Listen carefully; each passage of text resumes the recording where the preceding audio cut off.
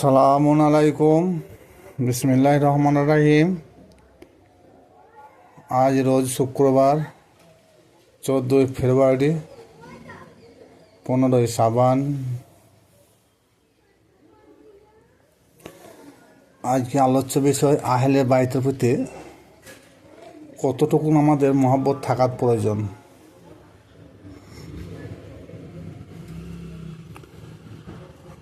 আহলে বাইতের ভালোবাসা যদি কারোর না থাকে তাহলে তার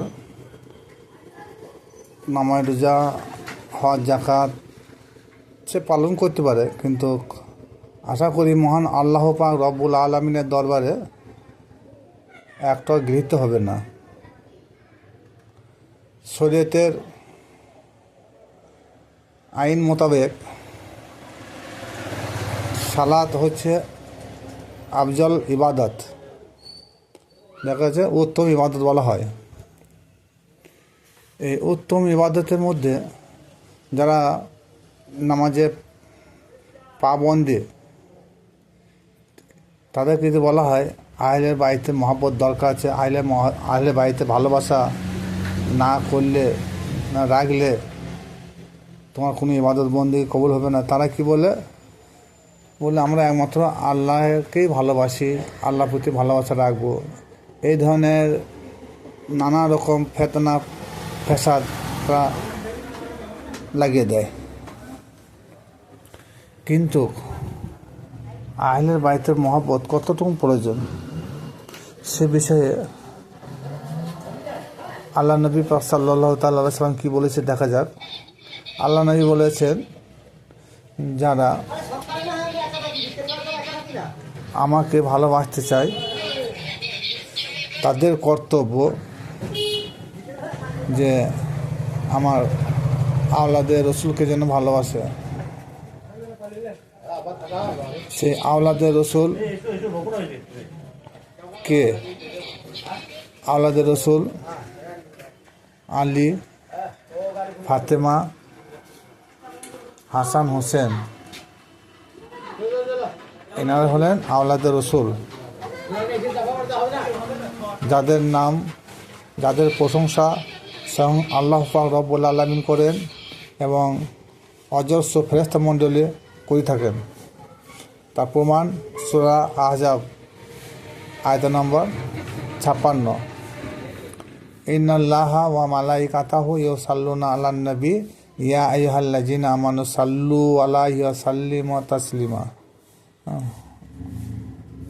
আল্লাহ পাক রব্বুল আলামিন তিনি সেই আল্লাহদের রসুলের প্রতি, তিনার হাইয়ের প্রতি সর্বদাই সাল্লু প্রেরণ করে থাকেন এবং তিনার অজস্র ফেরেশতা মণ্ডলী তিনারাও সাল্লু প্রেরণ করে থাকেন। এবং যাহারা ঈমানদার ব্যক্তি তাদেরকেও আল্লাহ পাক রব্বুল আলামিন আদেশ করেছেন যে তোমরা আমাদের সঙ্গে সঙ্গে আমার সেই হাবিবের প্রতি, আমার বন্ধুর প্রতি সাল্লু প্রেরণ করো। তাহলে স্বয়ং আল্লাহ পাক রব্বুল আলামিন যাদের প্রশংসা করছেন, ফেরেশতা মণ্ডলী যাদের প্রশংসা করেন, আজানের মধ্যে যাদের নাম, নামাজের মধ্যে যাদের নাম, দরুদে ইব্রাহিমের মধ্যে যাদের নাম আছে, সূরা ফাতিহার মধ্যে যাদের নাম আছে, তাদেরকে প্রেম ভক্তি ভালোবাসা না করে কী করে ইবাদত বন্দেগী আল্লাহ দরবারে গ্রহণযোগ্য হতে পারে? এরপরে আসুন, আল্লাহ নবী আরও বলেছেন যে আমার যে শত্রু সে আলীরও শত্রু, আলী যে শত্রু আমারও শত্রু। সুতরাং এবং আরও বলেছেন যে আল্লাহদের যে শত্রু সে আমার শত্রু। আবার কি বলেন, কোনো এক সময় তিনি কম্বল ঢেকে বসে আছেন, সে অবস্থায় হাসানকে ডাকলেন, হোসেনকে ডাকলেন, ফাতেমাকে ডাকলেন, আলীকে ডাকলেন, কম্বলে ভরে নিলেন। কি বলেন, আয় আল্লাহ, এরা মা আহল, আমি এদেরকে ভালোবাসি, তুমি এদেরকে ভালোবাসো। এদেরকে যারা ভালোবাসবে তুমি তাদেরকে ভালোবেসো। এই যে একাধিক প্রমাণ আহলে বাইতের প্রতি ভালোবাসা ভক্তি রাখা প্রয়োজন।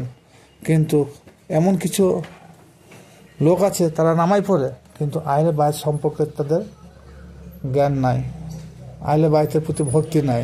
কিন্তু তাতে কী হবে? আমি যাকে ভক্তি করি, ইশারায় ভক্তি করলে হবে না, জেনে শুনে ভক্তি করতে হবে। কারণ যারাই নামাজ পড়ে তারাই সেই আহলে বাইতের গুণগান করতে হয় তাদেরকে, কিন্তু তারা বুঝে না। তারা মুখস্থ বিদ্যা বলেই থাকে, করেই থাকে, কিন্তু তারা নামাজের সারমর্ম বোঝে না, সূরা ফাতিহার সারমর্ম বোঝে না। এরপরে আল্লাহ রসুল সাল্লাল্লাহু তাআলা আলাইহি সাল্লাম বললেন, আল্লাহ পাক রব্বুল আলামিন আমাকে যে রিসালাতের দায়িত্ব দিয়েছেন, সেই রিসালাতের পরিবর্তে আমি, হে মক্কাবাসী, হে মদিনাবাসী, আমি তোমাদের কাছে কিছুই চাই না। আমি চাই কি, কুল লা আসআলুকুম আলাইহি আজরান ইল্লাল মাওয়াদাতা ফিল কুরবা। সূরা শুআরা আয়াত নম্বর 23। এই সূরা শুআরা আয়াত নম্বর 23-এ আল্লাহ তেনার হাবিবকে শুনে দিলেন যে, আমার হাবিব তুমি বলো যে তোমরা যে আমার কাছে রিসালাত পেয়েছো, দিন পেয়েছো, অনেক কিছু পেয়েছো, তার বিনিময়ে তোমরা আমাকে যে অনেক কিছু সাহায্য করতে চাইছো, আমি কিছুই চাই না। আমি শুধু চাই কি, আমার আহলে বাইতের প্রতি একটু ভালোবাসা চাই। তাহলে কী হলো? এখানেও আহলে বাইতের ভালোবাসা শিক্ষা দেওয়া হয়েছে। ইবনে আব্বাস রাদিয়াল্লাহু তাআলা আনহু বলেন, ইয়া রাসূলুল্লাহ, ইয়া হাবিবাল্লাহ, এখানে আহলে বাইত বলতে কাকে বোঝানো হয়েছে? উত্তরে আল্লাহ নবী পাক সাল্লাল্লাহু তাআলা আলাইহি সাল্লাম তিনি বলেছেন, মাওলা আলী, ফাতেমা, ইমাম হাসান, ইমাম হোসেন আলাইহিস সালাম, এরা হলেন আহলে বাইতের সদস্যবর্গ। তাহলে বর্তমান কিছু লোক আছে, যদি কেউ হোসেন হোসেন করে, আল্লাহ আলী করে, অধিকাংশই শোনা যায় যে এরা পাকা সুন্নি হয়ে গেছে। কিন্তু আহলে বাইতে মহব্বত করতে গিয়ে, আলীর প্রতি মহব্বত করতে গিয়ে, ইমাম হাসান, ইমাম হোসেন আলাইহিস সালামের প্রতি মহব্বত করতে গিয়ে, ফাতেমাতুজ জোহরা আলাইহিস সালামের প্রতি মহব্বত করতে গিয়ে যদি যে কোনো ব্যক্তি কেউ শিয়া হয়ে যায়, তাতে কোনো অসুবিধা নাই।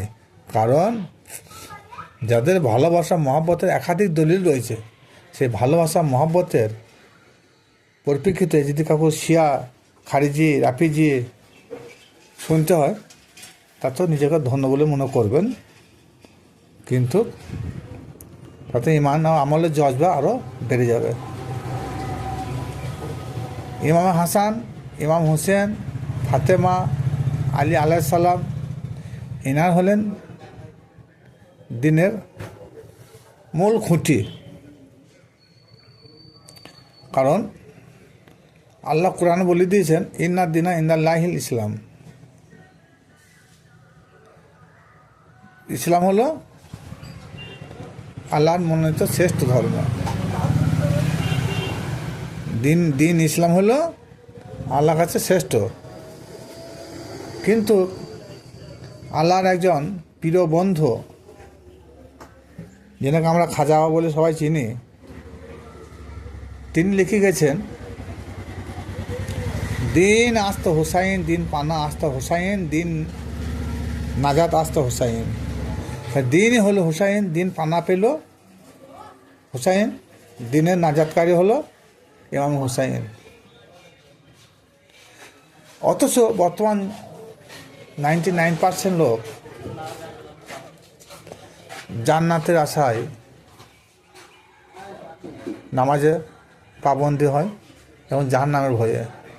কিন্তু যারা জান্নাতের আশায় জান্নাতের ভয়ে পাঞ্জেগানা নামাজে পাবন্দি থাকেন, তিনাদের কাছে একটা বিষয় জানা রইল, সেটা হলো কি, জান্নাতের মালিক যারা, তাদের সঙ্গে প্রেম ভক্তি করা বেশি ভালো, না জান্নাতের আশায় ছুটি মসজিদে গিয়ে নামাজ পড়বো, জামাতে নামাজ পড়বো, নেকি পাবো, বেশি নেকি পেলে তাড়াতাড়ি জান্নাত চলে যাবো, না এটা ভালো? কিন্তু কি হলো, জান্নাতের যারা লিডার তারা হলেন আহলে বায়েত। সারা বিশ্বের নারীদের জান্নাতের সর্দারিনী হলেন মা ফাতেমা, যুবকদের হলো ইমাম হাসান ও ইমাম হোসেন, আর সারা বিশ্বের মুমিন বান্দাদের ইমাম হলেন মওলায়ে আলী আলাইহিস সালাম। এরপরেও মানুষ তাদের প্রতি মহব্বত ভালোবাসা রাখবে না, তাদের গুণগান করবে না? অবশ্যই করতে হবে। কিন্তু বর্তমান কিছু আলেম আছেন, তেনারা কতখানি ওই বিষয়ে জ্ঞান রাখে জানি না, আর যদি রাখেন তা তেনারা প্রকাশ করেন না, কারণ তেনাদের ধর্ম ব্যবসা বন্ধ হয়ে যাবে।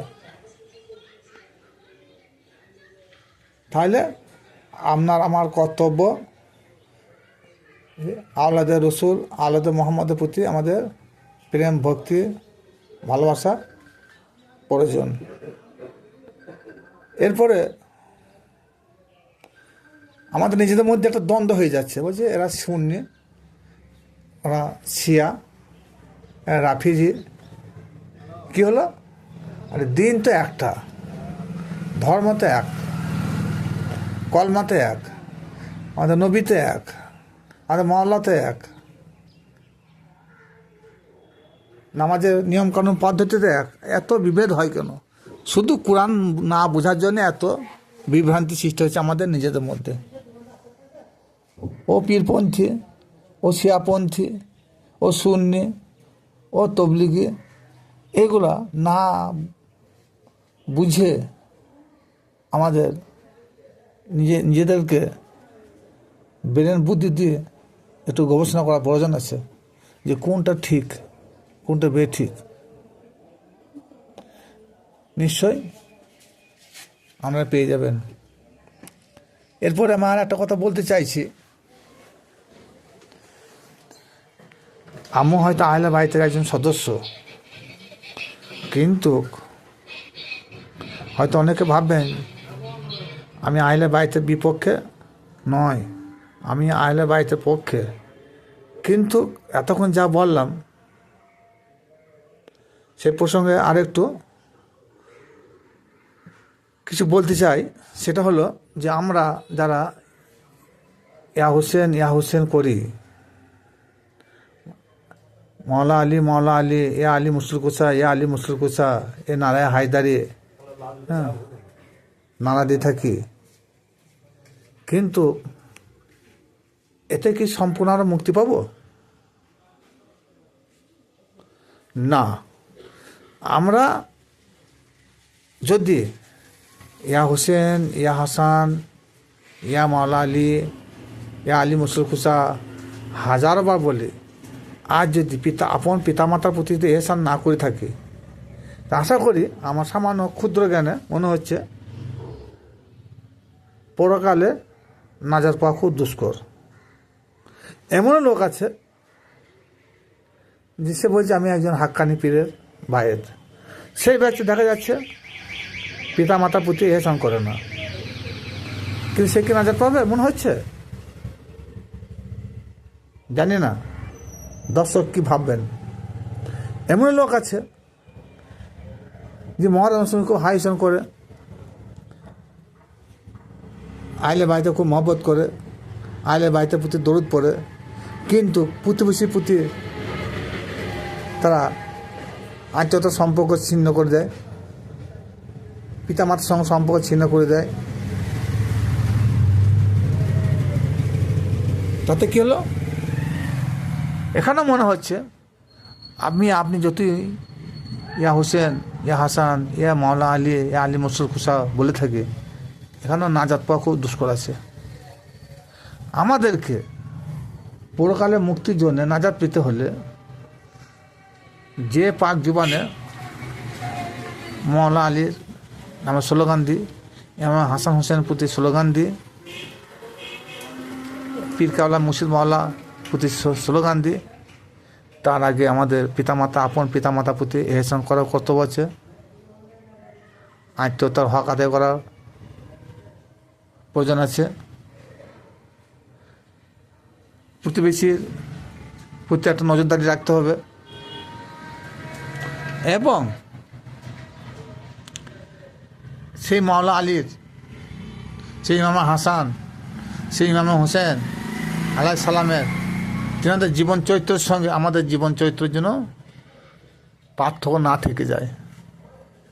তেনারা যাহা বলে গেছেন, যেসব কর্ম তেনারা করে গেছেন, সেসব কর্মগুলো আমাদেরকে পঙ্খানুপঙ্খানুভাবে পালন করে যেতে হবে।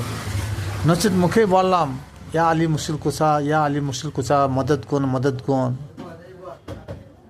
ইয়া মাওলা আলী, ইয়া মাওলা আলী, ইয়া ইমাম হোসেন, ইয়া ইমাম হাসান, কিন্তু একদিকে বললাম আর একদিকে অন্ধকার হয়ে গেল, তা তো হবে না। দুই দিকেই আলো চাই।